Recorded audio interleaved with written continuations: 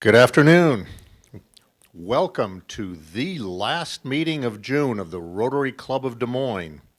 It also happens to be the second to last meeting for me as your president. Yeah, For those watching on live stream, we've got a little bit of applause, a little bit of aw. Some and others just don't really care. We're glad to be here at the Wakanda Club with those of you here in person and those of you out there watching our live stream or watching on YouTube at a later time. Welcome to all of you. Thanks to Invictus Media for filming our live stream service today. And before I ask Monsignor Frank to share a moment of inspiration, I'd like us to have a moment of silence for member Dr. Dennis Summers, who passed away last week. Jim was a member of our club for 56 years. Our sympathies to the Summers family. Now, a moment of silence, please.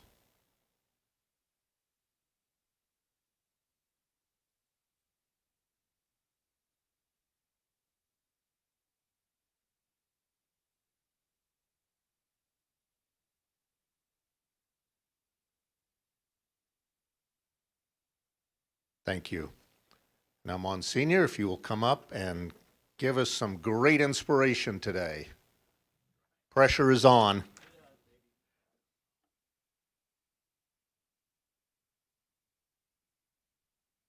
Okay, all right. Okay, here we go. You know, and this may be true with some of you, it is true with me. Occasionally, someone tells me that they're not going to watch the evening news. Too much negativity.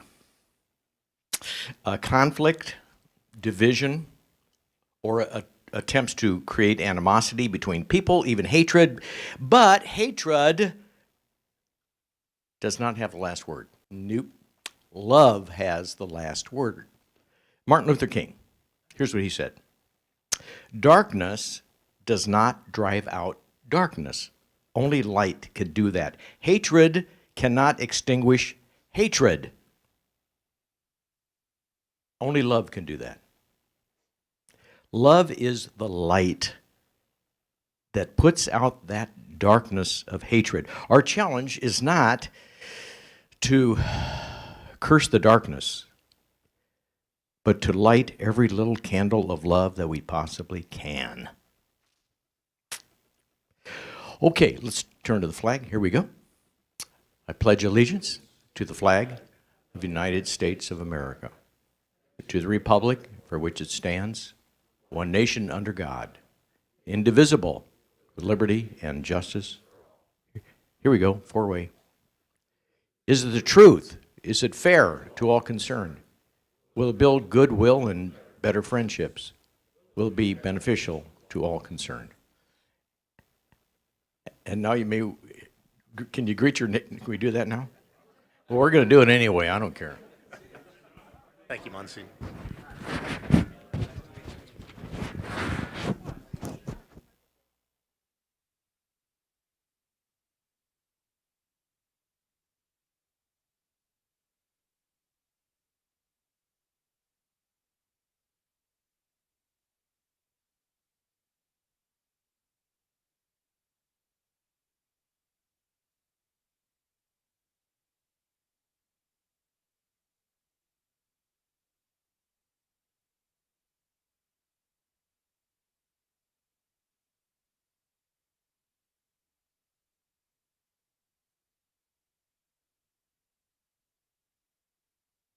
All right.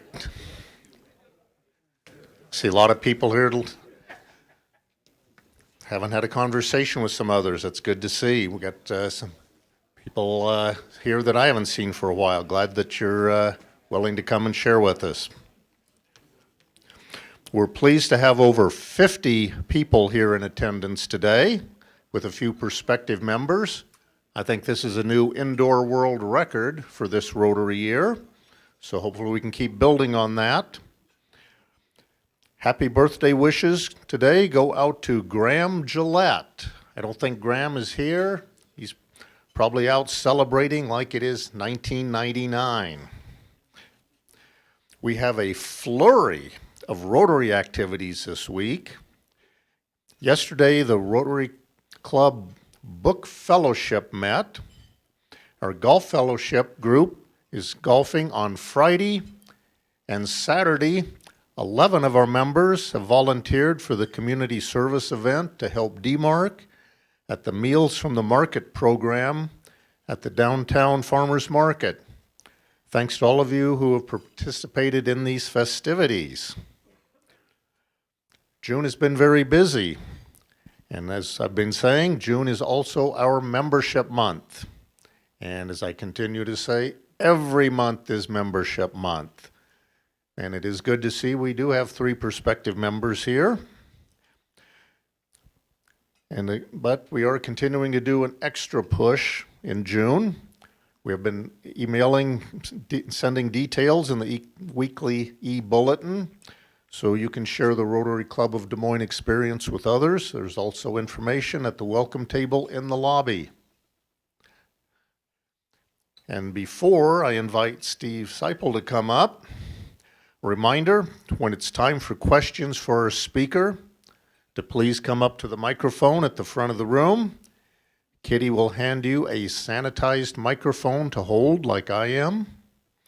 State your name for the live stream guests and the depositions to follow. And then ask your question. Please be sure to speak directly into the microphone so those out there in cyberspace can hear you. And if Kitty likes you, she may sanitize her microphone before she hands it to the next speaker. So with that, Steve, if you would come up, please, and introduce today's guest speaker.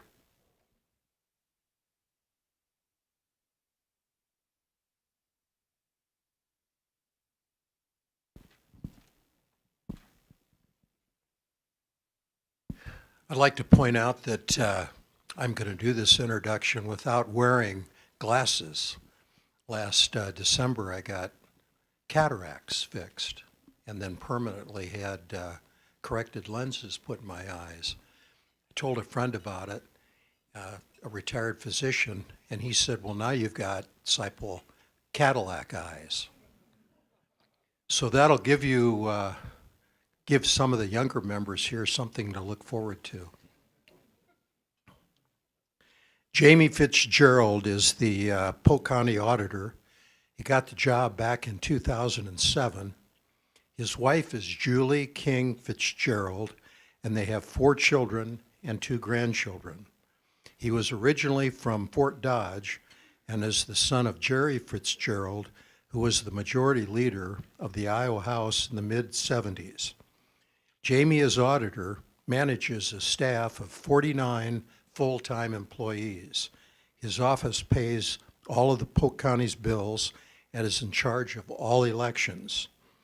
His top priority has been utilizing technology and increasing efficiency to benefit Polk County residents. His office put more than 100 years of board meeting minutes online for the public to view. He has overseen digitalization, I don't think I got that word right, of all Polk County transfer records that allows citizens to trace every property transaction in Polk County history. As Commissioner of Elections, he maintains records for more than 300,000 voters. He received a Bachelor of Arts from Iowa State in 1994.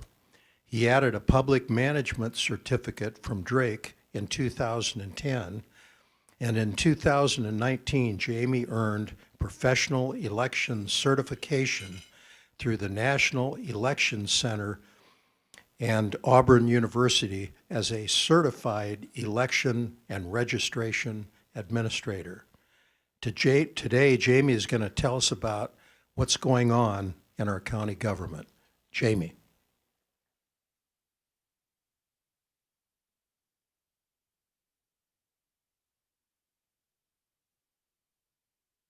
Well, thank you very much. A smart guy would just sit down now after all that, but I want to talk a little bit about what we're seeing nationally, along with how in Iowa we ensure your vote counts. And that's a little bit bigger task than, what you think. There's a lot of stuff that goes on behind the scenes that we never talk about. 2020, we're coming off a pandemic where 1 million of our residents in Iowa voted by absentee out of 1.7 million. Much like everything else, elections change, the laws change. But the one thing we're seeing a lot more is a lot of political rhetoric and misinformation that goes out there. I can't vouch for other states do.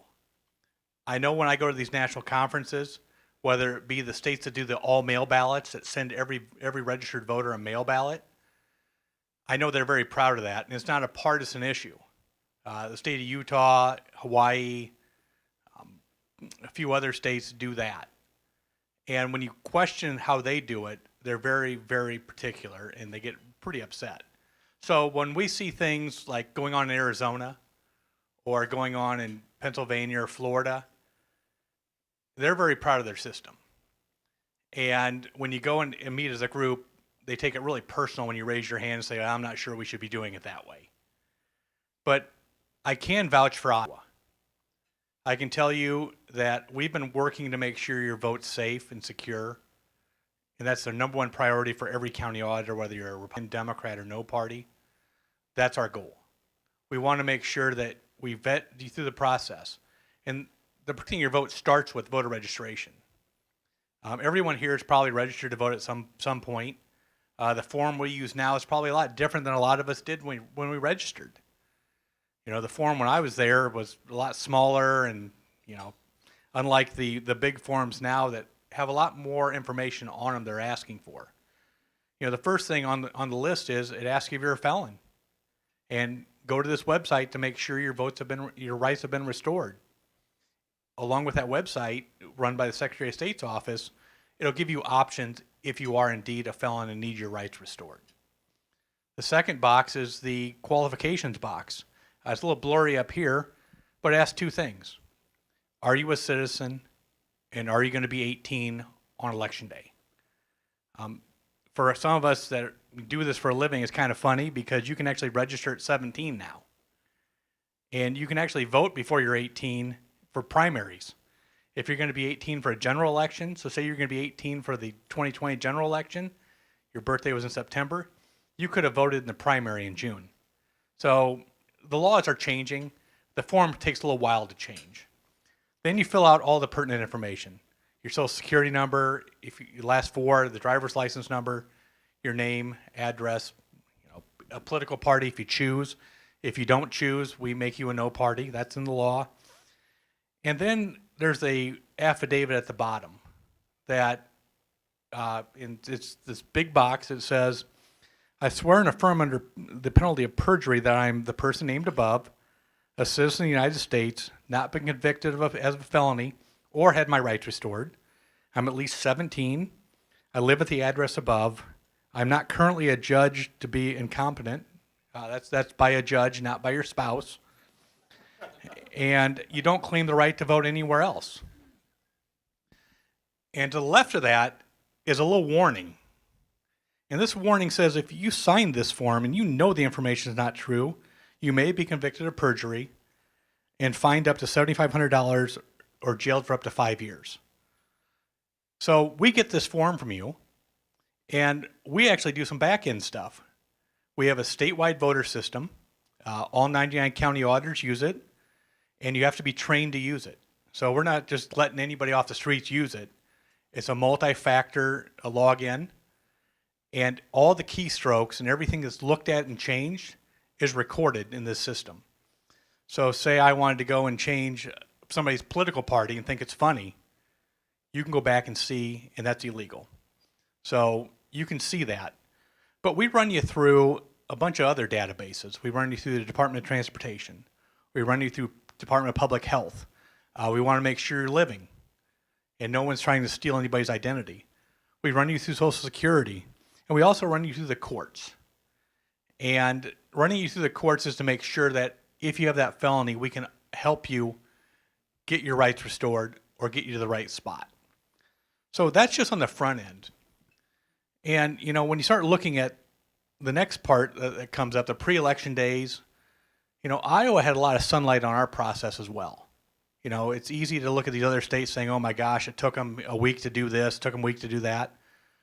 We had a lot of sunlight in the congressional district number 2 in Iowa. It was a 6-vote margin, 25 counties, and our process was under scrutiny as well.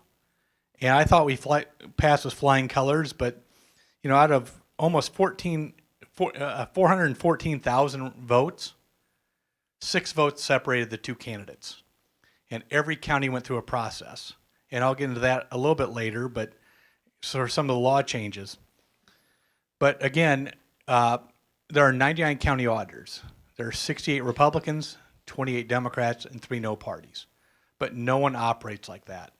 We all want to make sure that your vote's safe and that your vote counts. We all swim the same direction, even though some are from big counties, some are from small counties. Everyone wants everyone's vote to count. So the pre-election day is a huge process for our office. We do, and I don't want to bore everybody with a ton of details because I want to leave time for questions, but we do logic and accuracy testing on every one of our machines.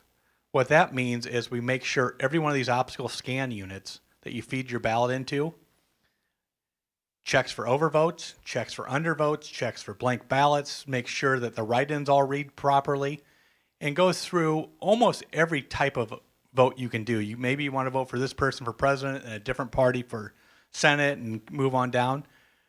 We spend a lot of time checking that. And we actually do a public test on that as well, where the general public can come down and do their own test. We haven't had anybody do it in a while, but that's a lot of work. And we want to make sure that these votes are counting. In fact, we just had anybody here from Johnston. We had an election in Johnston on Tuesday, and we had over 2,000 people vote, which a lot of people had no idea there was an election. And we had a candidate that ran a write-in campaign, and they had 777 write-ins out of the 2,000 plus votes. And each one of those were actually captured by our machine, and you could see the handwriting that the people wrote for that candidate. So it's a great test for us to make sure everything's working, and that really shows that the system does work. We also use, when you go to your polling site, you'll see our machines. We use optical scan units. Those are machines that read the ballot. Now, you can put the ballot in any way you want, front, back, upside down. It'll read it no matter how you do it. Some states actually don't have paper ballots. There's been a huge push. In 2018, there's, I think, 13 states that didn't have all paper ballots. Now we're down to about 8. But the problem with not using paper ballots is you really can't recreate it. The voter can't see who they voted for. If you go to our handicap accessible machine, and I actually vote on that, it'll print out everyone you voted for. You can look at it, and before you put in that machine, you can make sure it's accurate. Same with your ballot. In the state of Texas, roughly a third of all votes there don't have paper ballots. And that's one thing that, you know, that as they say, that's a hill we're willing to die on to make sure you can recreate the election. Iowa started that in 2007. Prior to that, we had a couple counties that used the DREs. And the easiest way to explain this is like an ATM machine. You pick who you want to vote for, but it doesn't give you a printout of who you voted for. So it's a kind of a trust me type thing. And voting's extremely important along with your democracy. There's no trust me. We want to make sure we can recreate these. So in 2007, Iowa actually went to requiring all paper. We also do a lot of hiring of poll workers. Is anyone here a poll worker? Oh, thank you, sir. You should recruit more people. So we train a number of poll workers in a general election up to 1,000 people on the laws. And these people are, you know, one, they're not getting rich. You are getting a raise starting in July. But no one's getting wealthy, and no one's saying, oh my gosh, I got to help this person win or this person win. Everyone there has been trained. They take an oath that they're going to uphold the laws. And the nice part about our world, even though we're in a bigger county, is if something goes wrong or somebody sees something they don't like, they know how to find us. And we'll send staff out immediately. So we also have poll watchers at our precincts as well. And those are assigned by the party, and they're there to watch the process. So we have a lot of things going on prior to Election Day. We have contingency plans. If there's a fire, if there's a tornado. Unfortunately, earlier this year, I have a contingency plan if there's a pipe bomb. We had one in one of our polling sites in Ankeny. So everything is planned for, and everything is planned for in a bipartisan, nonpartisan way. We also do a lot on cybersecurity. The Homeland Security and the FBI recommend not talking a lot about it, but know a lot of our stuff is multi-sign-in, along with our IT professionals, along with the Secretary of State and the state of Iowa, are constantly monitoring our voting system. Our machines are never connected to the internet. Our voting machines that you put your ballot into are not connected to the internet. But the voter registration system is, and that's very important that we keep that safe as we possibly can. So I'm extremely happy by and excited that the amount of cybersecurity that goes on in every county. Again, there's 99 points of access. In these areas, there are a number of people that touch these things, but everything has keystrokes. So, like I said, if I'm trying to change Steve's middle name to be funny, it's going to show that I even started that process. So it's a very good system for that. Now, in early voting, that's voting in our office at a satellite location or voting by mail. Voting by mail during COVID was very popular. But you have to fill out this form correctly. And you have to fill out the entire form. And I know it's blurry, but in essence, you fill out who you are, where you live, if you're on vacation, where you want the ballot sent. You sign and date it. But there's something else you have to add that really got people tied in knots, is it asks for either your driver's license number or a voter PIN number. Now, a lot of people aren't comfortable putting stuff out that can't be folded. A lot of these campaigns, nonpartisan groups, sent everybody an absentee ballot request for the 2020 general election. I know we did in our office. We did that for a few reasons. One, to make sure that you voted how you wanted, but two, to make sure that you knew where your polling places were because they were changing quickly. But the voter PIN number is the biggest Achilles heel for people because there's a lot of guessing that goes on. Does anyone here know their voter PIN number? I don't know mine, but I know I share it with 35 people. It's not the last four of your Social Security. It's not your address. It's not your favorite numbers. It's a randomly assigned number that you never get if you have a driver's license. So if you have an Iowa driver's license, we don't send these to you automatically. But if you'd like one, you can call my office or your county auditor's office, and we can send you one. Because like I said, people are really nervous about giving too much information, either through the mail or over the phone. And we totally get that. We unsuccessfully argued to get rid of the 2 cards and just have one with the PIN number. But that didn't seem to be something they wanted to do this year in the legislature. When we mail you the ballot, it's postage paid. So to make sure that you're not hit with any costs or anything, we actually pay the postage. And there's one thing you have to do on our ballots in Polk County. You have to sign them. And anyone that's voted early, we have somebody all summer highlight. We go through highlighters, just highlighting to make sure you know where to sign.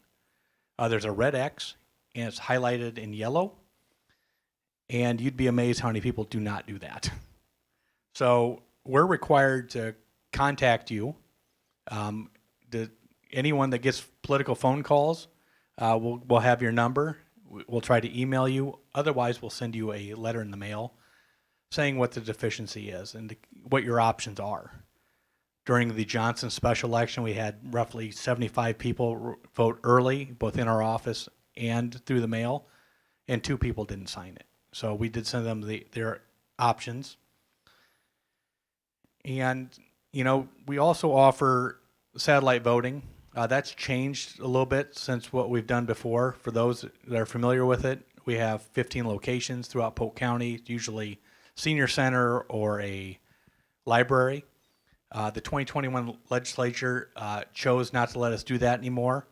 So we're going to have to be petitioned by the voters that want them, which is going to cause us all kinds of grief because, 75 people here, you only need 25 more and you can get a satellite anywhere you want. So in Polk County, we need approximately 0.03% of our voters to sign up to have a satellite. In a county of 5,000, that'd be about 2%. So it's not really hard here, but in some of the counties it's a little different. And one of the new things that we're going to do starting in 2022 is we're going to reconcile all of our absentee ballots versus the letters that were opened. So everything will be reconciled by a bipartisan team. Has anyone been part of that bipartisan team that opens all these ballots? So we have Democrats, Republicans, no parties come and open ballots. The first thing they do is they open your return carrier, the one you've signed. They take out the secrecy envelope or sleeve. And then another group will take it and flatten them, and then we'll count them. So no one knows how you're voting. That's one of the things we get asked a lot. How do I know you're not looking at my vote? Trust me, I'm actually busy. And my caring level for who you voted for is really slim. But that is a question. Now, when you go to your polling site, there are a million signs when you go in there. There's signs that tell you everything from where to vote, where your polling site is, what polling site it is, what your rights are. You have rights. You have rights to a secret ballot, and you have rights, to say who you are. So we actually put out in ours what you need to vote. We have voter ID law. So you come in, another security check is you come in and you present your voter ID, which for a lot of us is going to be your driver's license.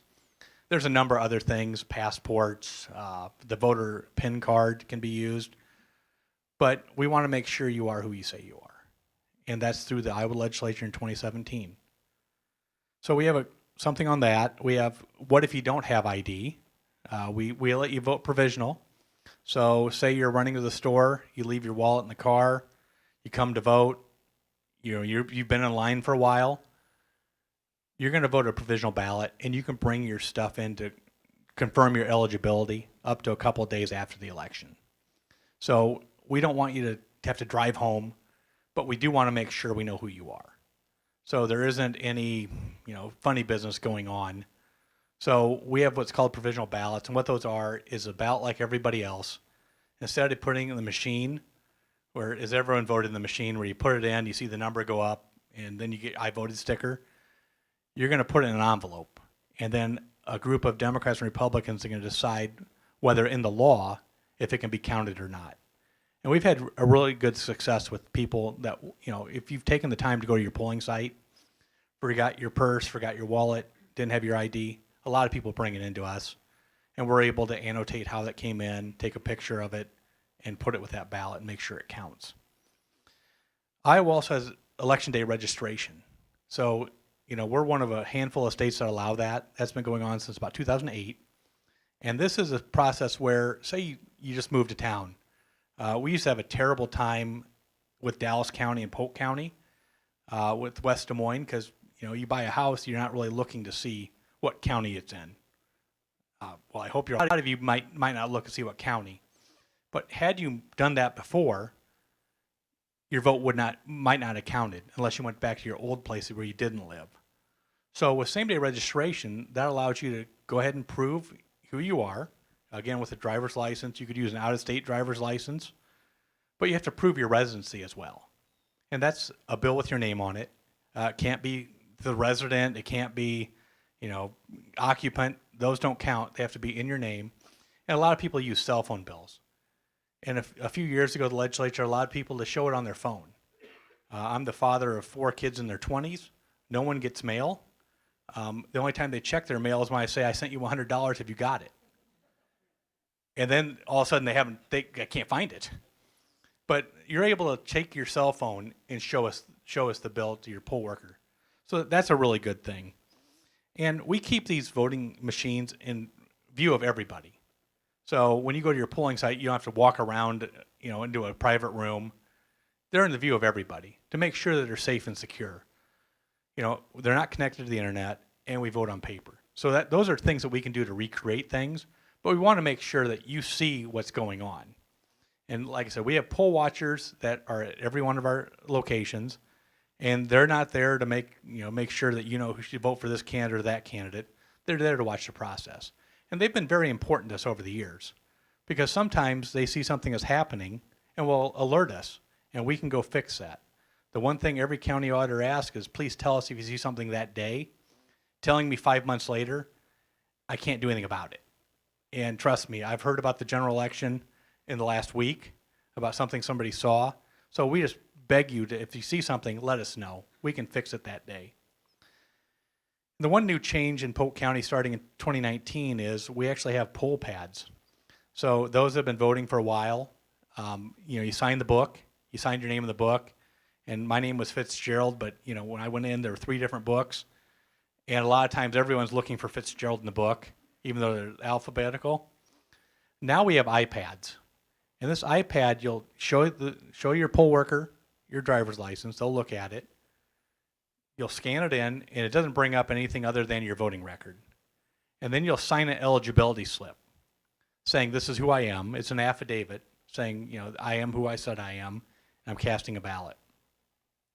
And that's helped our area quite a bit. Nationally, it's treated everybody the same.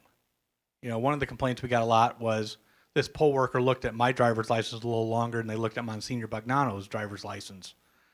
And when you start having that, you start having fractures in what people think of our process. So this is a way to treat everybody fairly and equitably. Not everyone likes it. I understand that. We're not looking at your weight. We're not looking at your eye color. We're just making sure it kind of looks like you, because I got mine 7 years ago, and there was no gray in this thing.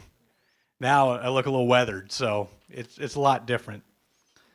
So when we get our results in, we have our poll workers will run the tapes. We'll say how they voted. Now these machines are capturing everything. They're recording everything that happens. So we know when ballots went in. We don't know whose ballot went in, but we know that there's been a ballot inserted. So there's no stuffing the ballot box. There's none of that kind of stuff that you get accused in other states. They take these results and they bring them to our office, along with a memory stick and other items that we need election night. So this is a long process. So, not only are they working 15 hours straight with no breaks, they're driving into our office to give us this information as well. And we're checking that as they come in to what's been put on the internet. Because all results are unofficial until canvassed by the Board of Supervisors, usually a week after an election. So we're doing that part. And then a couple of new parts of the law that have been pretty interesting are post-election audits. Now, these are a great thing. So after the election, I have 177 precincts in Polk County, along with the early voting, which, if they pull early voting, they only have to do the first 2,000 ballots. So early voting to me would look like 142,000 ballots last time if they pulled that one. But they pick a precinct at random. And then we have a group come and hand count these ballots. So they'll hand count the presidential in 2020. A precinct was picked at random by the Secretary of State in all 99 counties. A group comes and hand counts them to make sure they're accurate. And the legislature this year expanded that to include every election. So our Johnson election, they'll pick one of the 4 precincts and we'll hand count it. And that's a great. Now, the final thing before we changes are the recounts. As many of us may remember, there was a handful of votes that separated 2 candidates in southeast Iowa, 25 counties, and we had a recount process. The recount process went very well. In my world, we've done about 24 recounts over the years. We had tie votes, 1 vote here or there, and it's a very good process to do the recount. The problem with this year was every recount board gets to decide how they want to count them. You can decide to count everyone. You can decide to count them by hand. You can decide to put them in the machine. So you had some counties doing it all by hand. You had other, which, you can see if somebody circled something, didn't follow the directions, of filling in the oval or even putting a mark in the oval, you see it a little differently than if you put it in the machine. So we were hoping the 2021 legislature would actually address that. And it looks like they were gonna. And then there were some lawsuits. And much like everything else in the world today, there's always lawsuits. And they waited to see how these lawsuits played out. The candidate that did not win chose not to continue. And so we're hoping that 2022, they'll spell out exactly how every county should do this. You know, we think everything should be done the same way.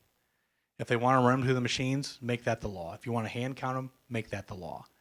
But leaving it to a group of 3 people to decide what they want to do and let them change midstream isn't the way to do it. So that's something we're hoping the 2022 elections or legislature will take care of. But, you know, getting into elections, every year they get changed. Every year, like most of our other businesses, laws get changed. Elections have been changed repeatedly, and in the end, it's hard for the voter to know what they're supposed to do. You know, we had in 2017, you had 40 days to vote early. 2019, you had 29 days. Now you have 20 days. So 20 days for an election, you can start voting. We mail ballots now from the 20th day, which is a Wednesday, to 15 days for the election. So for a place like Polk County, we mailed 142 to 150,000 ballots out for the general. We're going to be doing that in 5 days. And if you have a problem, it's going to be hard to rectify that. You didn't sign it. You didn't put your apartment number down. It's going to be a tough go. So we'll talk more about that as we get to the city school election. But we also reduced the number of days you had to register to get your name in the book, where you don't have to prove residency as well, because we send you a voter card when you register to vote. So say you change your name, say you change a party, say you move, you get a voter card sent to you. And that's how we, in the voter registration process, confirm who you are as well. You're going to have less days to do that. There's actually going to be one less hour to vote. So polls are going to close at 8 o'clock. They've already closed at 8 o'clock for city and schools. They stayed open until 9 o'clock for anything the state legislature was on the ballot or anything federal. That went down to 8 o'clock, and that's been the county auditors in their association. They've asked for that for years. You know, whether you like or don't like it, you're just going to have one less hour. And for that, you know, we had about 1,300 people vote in 2020 in that last hour. That's not saying they're not the people that are going to vote in the last hour if it's, you know, 2 o'clock in the afternoon. That's just our number. We also changed your early voting. When you mail your ballot, it's going to be required to be in our office by the close of the election, by 8 o'clock at night. And the one thing, and it's tough because we had a process we just put in place that had intelligent mail where we could see when you mailed your ballot. And that was about 6,500 votes statewide that came in after the fact. And it's not a political thing. It's just I don't know your mail carrier.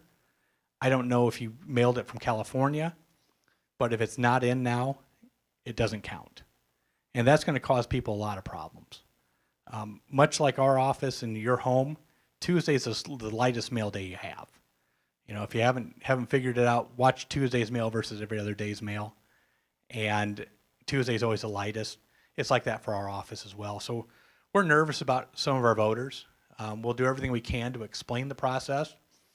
But, you know, a lot of things, you know, like Monsignor talked about, people aren't watching the news. People aren't going to Facebook. They're not trusting a lot of social media. So we've got our work cut out for us as county auditors to explain these rules to folks. I can't do satellite voting anymore. You're going to have to petition for that. We had a fair way of doing it here, but not every county had that. So they've opted to do it differently. And, you know, we think there's going to be a lot more satellites going on now that we can't control the process. Nobody can send you an absentee ballot that's pre-filled. That was one of the biggest complaints we got was they came in, they said, Jamie Fitzgerald put my address down. all I do is sign and date it. That's no longer allowed. So you can't give your ballot to somebody to bring in for you. We will be making a drop box in Polk County. Right now, we're trying to figure out where to put it. But you can't just give your ballot to the neighbor unless you're disabled, and it says that in the law. So we're going to have our work cut out for us on that as well. Most people will mail it back in. They just have to be received by election day. But there won't have any, like, political party folks can't come get your ballot anymore. So if you trust either the political parties or either the candidates, they can't do it. And we'll get through that a little bit more. I've learned a little bit on the fourth degree of contiguity. Am I saying that right, Guy? Your great-great-grandma can bring your ballot in. So I'm learning a little bit of that because that's where it gets down to. The fourth degree can bring your ballot in, third of your family. So I'm learning a lot about genealogy all of a sudden, but I'm not sure how we're going to ask that. So much like everything else, there are going to be lawsuits. There's already one. So before we get too far into explaining the rules other than friendly speeches, we're not putting anything out for the general public. And with that, I would be happy to take any questions, comments, or concerns.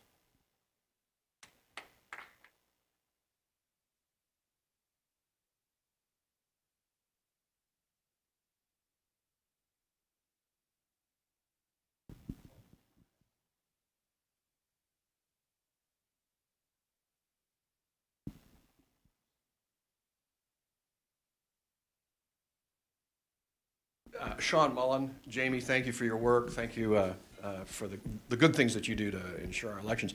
I had a recent experience. Our company was awarded a contract with a firm that manufactures the actual voting equipment and the software that goes with it. And all of our employees who are on that particular project have to go through a background check, which we were happy to do. But my question is, as an auditor, how do you verify the accuracy and integrity of the manufacturing of these voting systems as well as the software that goes in them? Sean, that's a great question. So the state has a long, drawn-out certification process. So they take politics out of every part of it. And they go through each one of these machines. They're given a machine for these people to go through. They can open it. They can go through every part of it. And they make sure that everything is accurate. In our county, we actually program our own machines. I have somebody on staff that programs, and they go through the logic and accuracy test, along with the post-election audit that makes sure everything is correct. We've done a number of recounts, and everything's always turned out perfect. But, and the other thing is, if anybody's going to, we don't have Dominion in Iowa. I don't know anything about that company. There are 3 companies that are certified in Iowa, and anytime they make a change, whether it could be anything as simple as we're going to put the date over here, we're going to put this, they have to go through the certification process all over again. And that's a great thing. So thank you very much for that question. Yes. As you know, there's been a whole lot of new laws in, I think, 47 states having to do with voter integrity. To your knowledge, has fraud been a problem in Iowa or any of these states that leads? And if so, would any of these laws prevent it? Thank you very much, Carl. So there have been 58 cases in Iowa of election misconduct in the last roughly 12 years, 58. We had one in Polk County in 2016 where we had an individual attempt to vote twice. We don't investigate it. We gave that to the Des Moines Police Department. They looked into it. There was a court case on that, so we have one of the 58. A lot of these laws aren't going to stop anything that we're doing now, because we have a pretty great system. Like I said, there's 58 cases in 12 years, which is a lot. But at the same point, I don't think anything has happened with the new law changes going to change anything.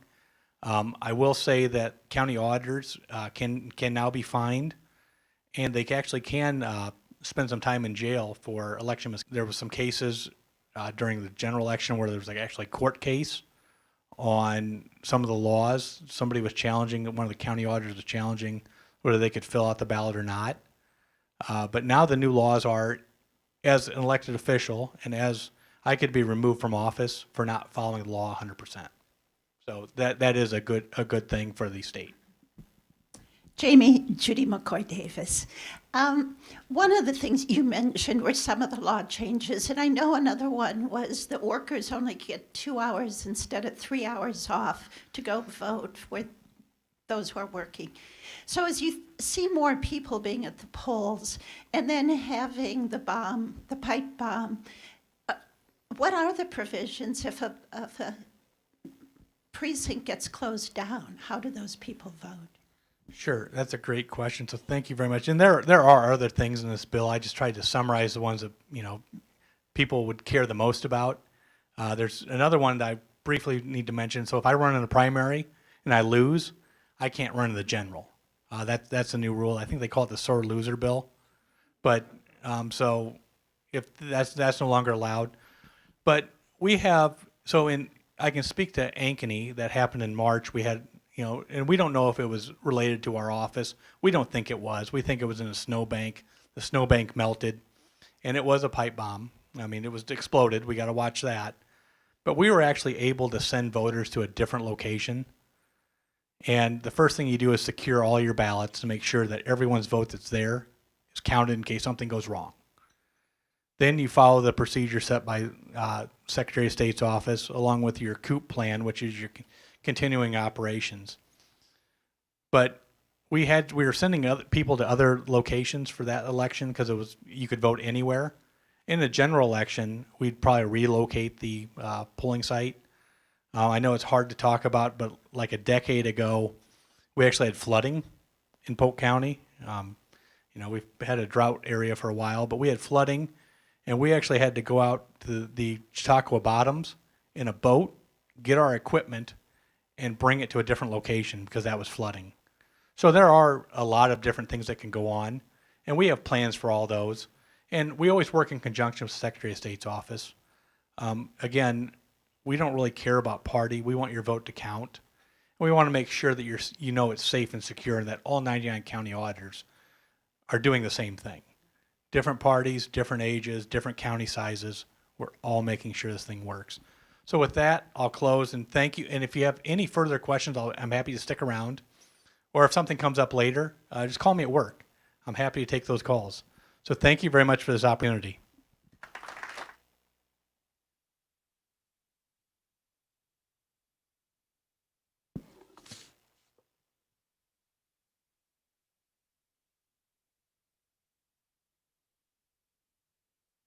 Thank you, Jamie, for spending time with our club today and sharing such an interesting and informative presentation. We're donating the book, Through the Wardrobe, How C.S. Lewis Created Narnia. All right, to the Downtown School Library in your honor. We thank everyone for being here with us today, whether here in person or out there in cyberspace. Upcoming meetings next week. July 1st, we are not meeting because of the Independence Day holiday. July 8th, Laura Kelly of 515 Farms. You may recognize this one as Laura is the spouse of Rotarian Corey Kelly, and they shared their 515 farm story as a Zoom fellowship meeting earlier this year. And this is the meeting we will also be passing the gavel. And one thing, someone last week left a gift for me. Would not say who they were, and of course I forgot it, but Katie made sure I have it this week. It's a book, 100 Things Iowa State Fans Should Know and Do Before They Die. I'm hoping that this isn't, they want me to read it quickly, but whoever this anonymous donor of this book is, whether you're here today or watching our live stream or on YouTube later, thank you very much. I will read every word of it, and I'm sure my wife will as well. So as you go out this week, think about people you know and see that might be prospective members. See if you can get them interested in joining our club. And in keeping with my theme of to leave something behind, we're closing in on Independence Day. When you, excuse me, when you think of leaving something behind, our founding fathers certainly did. Those daring, ingenious individuals, by committing treason against the throne of England, formed a new government that has endured for almost 250 years now. It may not be perfect, being perfected.